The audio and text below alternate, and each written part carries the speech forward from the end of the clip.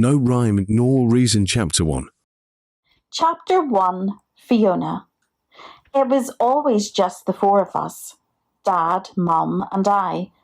The fourth, an on-dying echo of a past it seemed none of us would escape from, my dead twin.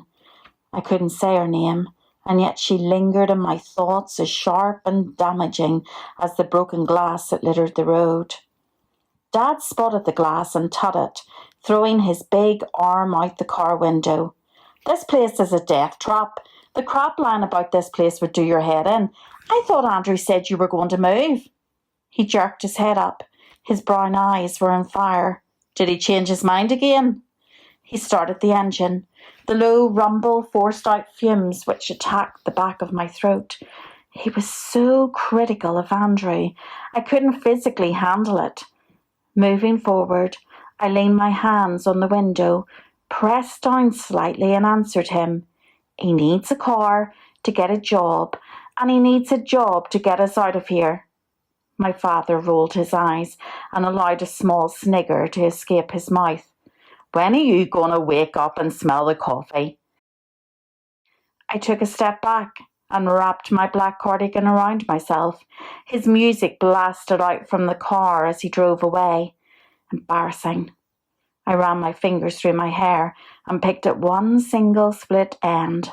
My twin lurched in my thoughts again as a sharp wind swept up the dirty grey road where cars parked on either side, bumper to bumper, creating the nasty wind tunnel of foul fumes mixed with the putrid smell of rotting rubbish.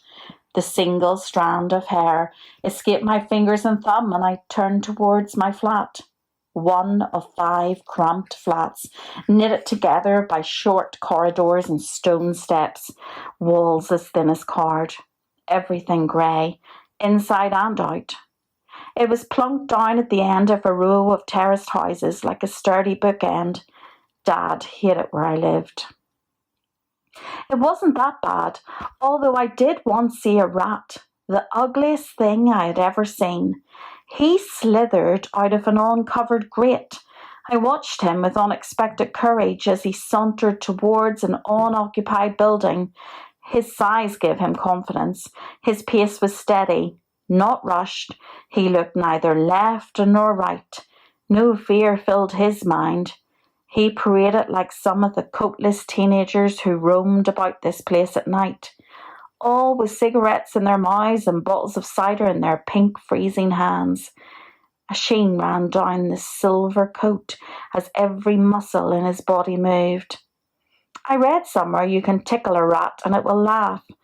He slipped into a house like the teenagers slipping into the shadows to get up to no good. There was no way I was following him into the darkness to find out if he would laugh. I glanced up. Dark, fat clouds covered the birdless afternoon sky. Sometimes I would see seagulls or crows or the odd robin redbreast, but not today. Today was pointless. It was one of those long days where you achieve nothing. No one listens to your words and you feel alone, gobbled up by insignificance. I thought about her again. My twin, who had died at the age of 11. I grimaced and bit down on my lip and pulled at the collar of my silk blouse under my cardigan. A bin lorry droned in the distance, and my fast heart rate maintained the pace of its repetitive beep. I took a deep breath, but still the heaviness of my argument with Dad lingered in my chest. When I was a child, Dad and I never argued. We were happy then. It was easier when I was a twin. See, I stopped myself. I couldn't even think her name, never mind say it. Not on the days that I needed her most, like today. My chin quivered, and I kicked a piece of glass off the pavement onto the road to join the other parts. I didn't want it to be alone. It's not nice being alone. Death trap, I sighed. Then I turned and walked to my flat. Yes, I lived in a flat in a crappy housing estate, but I liked it. I pushed open the big door before stepping inside. Grime peppered the walls in the hallway. and there was a strong smell of death, sickening sweetness mixed with rotting eggs. It lurked in the corridors. Part of me remained buried with her, you see. When I first moved in, I used to pretend she was there too, dressed exactly like me, playing her loud games, changing the rules and luring me towards mischief. But I knew she wasn't really there with me, and I knew I wasn't 11 anymore. And I knew the smell came from those funny cigarettes my neighbour smoked and the dogs downstairs, not from her. The facts were the facts.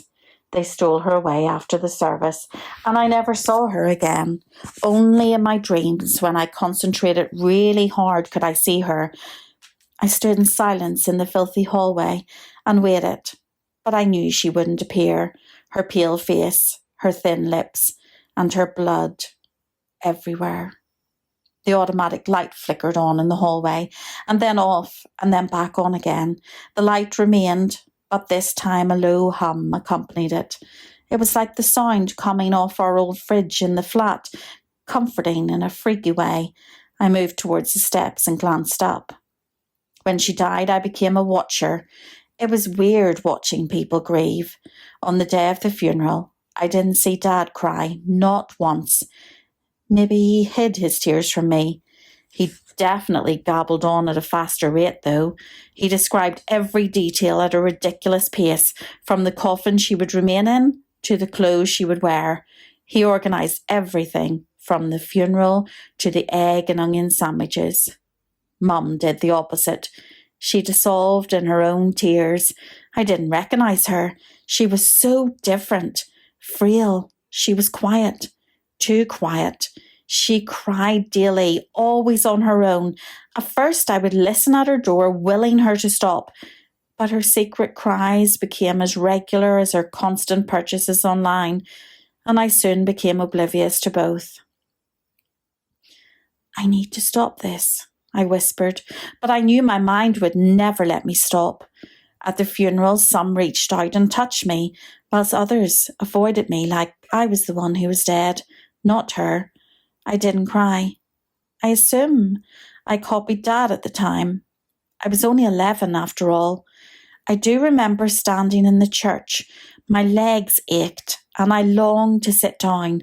It's funny how you remember the insignificant things, the swish of Mum's dress, or the stiffness of Dad's cuff, and the whiteness of her coffin.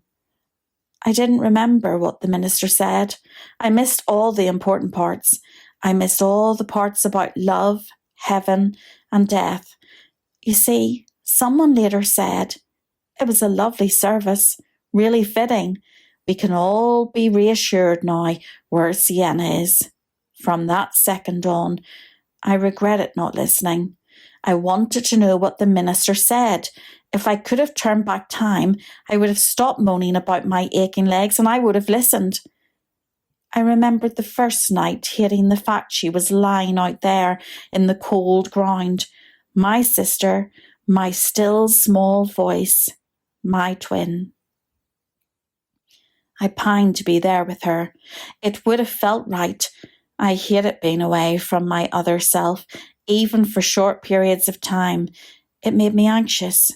They tried to separate us at school. I kicked up such a fuss they only managed it for a day. She was gone now, for 12 long years.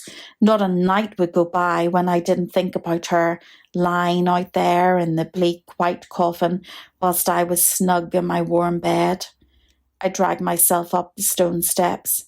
My legs moved like the rat plodding towards its destination. Maybe one day Andrew and I would move. I placed my key in the door and turned it. I opened the door and threw my key on our chipped hall table. It didn't bother me. I wasn't materialistic.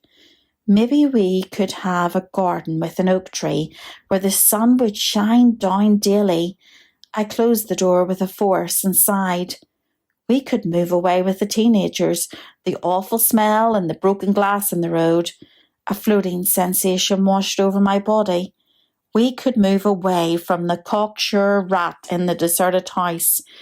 I slipped off my cardigan and smoothed down my blouse, glancing in our small, cracked hall mirror. Sienna, Sienna, Sienna, I whispered, moving closer and closer. Maybe a tree would help me salvage the part of me buried with her, my real self, me. Available on Amazon and all good bookstores.